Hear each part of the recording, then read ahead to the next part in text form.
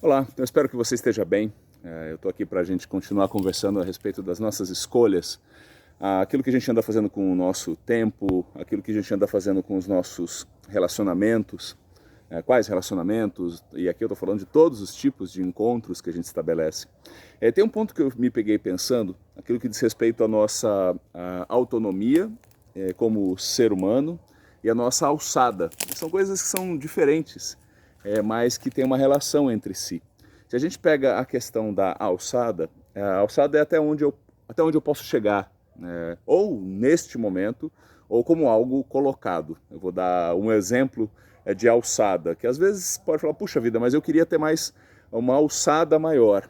E a autonomia é o que a gente faz dentro desse espectro de alçada que a gente tem. Então, falando do ser humano, o ser humano ele tem uma vida finita. Estou falando desta vida, deste plano. Se você crê em outras possibilidades de outras vidas, essa conversa fica para um outro momento. Mas assim, a alçada é definida pelo limite da vida física, da vida deste corpo, que tem começo, meio e fim.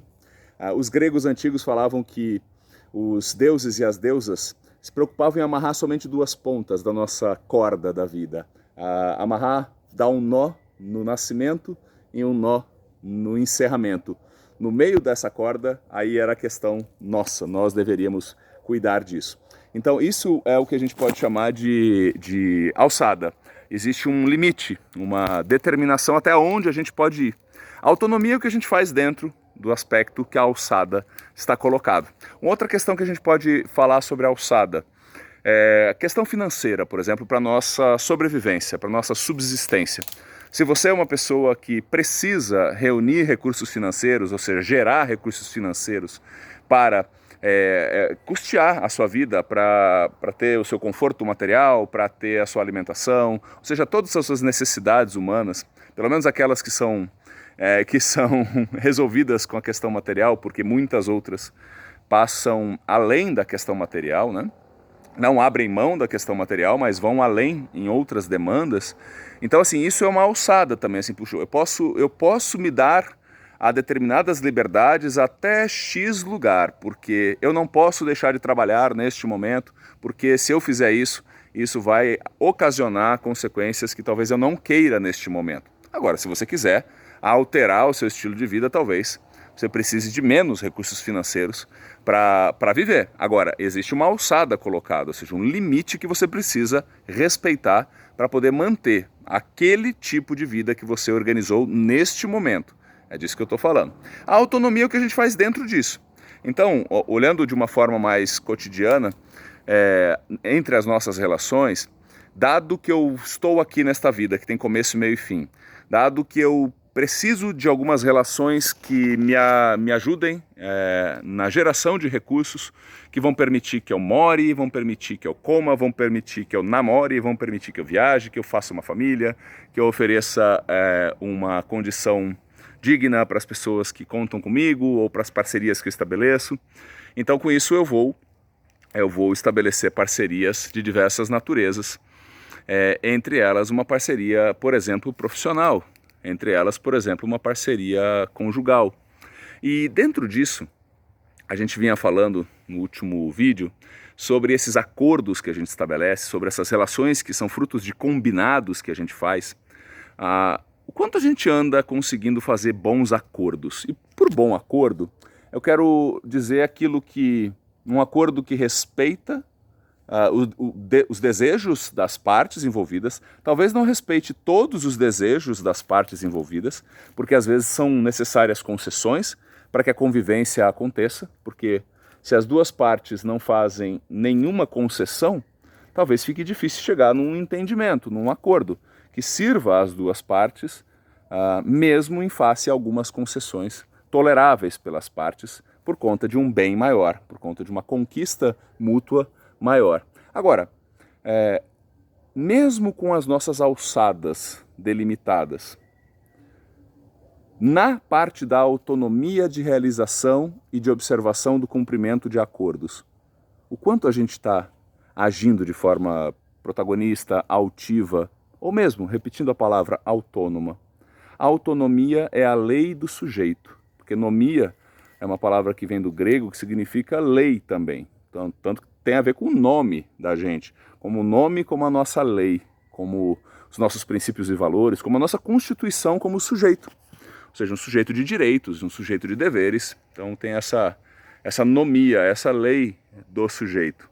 Então assim, eu fico pensando o quanto a gente pode aprimorar, estou colocando isso sempre em perspectiva de que talvez existam coisas que você possa melhorar na sua vida, em se tratando do seu acordo profissional, do seu acordo conjugal, do seu acordo familiar, do seu acordo com seus amigos e amigas.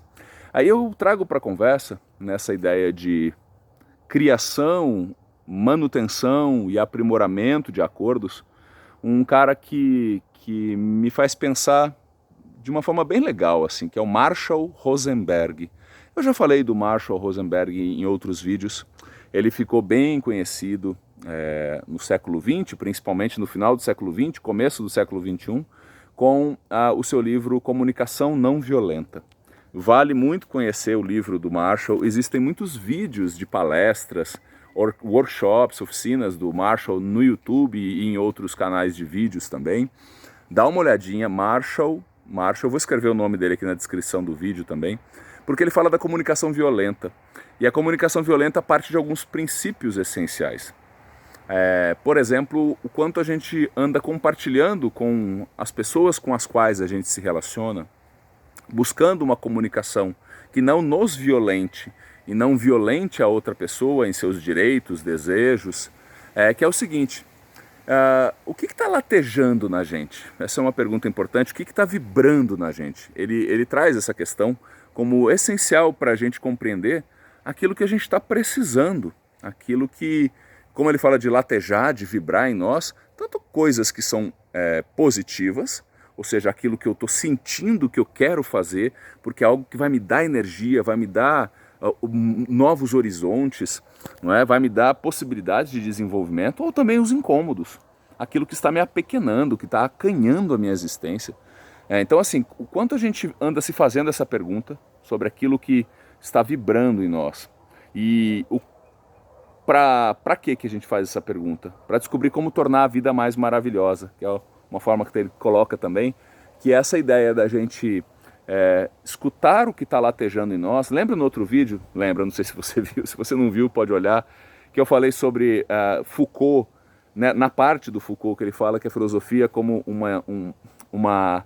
um apoio maravilhoso para sacudir as evidências, para a gente entender o que está latejando na gente. Repito, de positivo, ou também aquilo que está gerando uma dor, né? Ou que está gerando uma esperança ou está gerando uma dor. Os dois polos merecem a nossa atenção. E aí, ir ao tratamento desses dois polos, às vezes não são polos opostos, estão mais próximos que os polos, mas o quanto a gente está, nas relações que a gente estabelece, deixando evidente para as pessoas, para as instituições, aquilo que pode tornar a nossa vida mais maravilhosa, aquilo que está vibrando em mim, ou porque está doendo, ou porque está me convidando a novos percursos e jornadas. E aí tem algumas formas de fazer isso, né? Ou seja, evidenciar para as pessoas e para as instituições. Quando eu falo instituições, estou querendo dizer o campo mais profissional, mas lá tem pessoas também. O quanto eu estou deixando evidente para essas pessoas quais são as minhas necessidades. Então percebe, quando eu olho para mim, com um olhar sincero e inteligente, sacudindo as evidências, buscando essa coragem da minha verdade, que ela vai sendo descoberta, às vezes ela vai sendo redescoberta, reorganizada, pela autonomia de buscar quem eu posso vir a ser. Uma jornada que só tem começo, né? Aí assim, o quanto eu deixo evidente as minhas necessidades. Porque ao evidenciar as suas necessidades, no meu caso as minhas, eu não estou atacando a outra pessoa. Eu estou deixando evidente aquilo que é necessário para que a minha vida seja mais maravilhosa, como diz o Marshall. Que a minha vida seja mais autônoma, que a minha vida seja mais coerente entre o que eu sinto, o que eu penso, o que eu ando falando e o que eu estou desejando fazer. Então, além de falar das minhas necessidades, é fundamental também eu colocar isso com observações bem precisas. Olha, eu preciso disso, por conta disso, porque eu estou sentindo isso, Então por isso eu quero te fazer este pedido. Essa é uma sequência, são elementos que a comunicação não violenta traz, ou seja, as suas necessidades, as observações precisas que expliquem a sua necessidade, o que aquilo te faz sentir, ou seja, pela falta da necessidade ser atendida, como é que você se sente a respeito?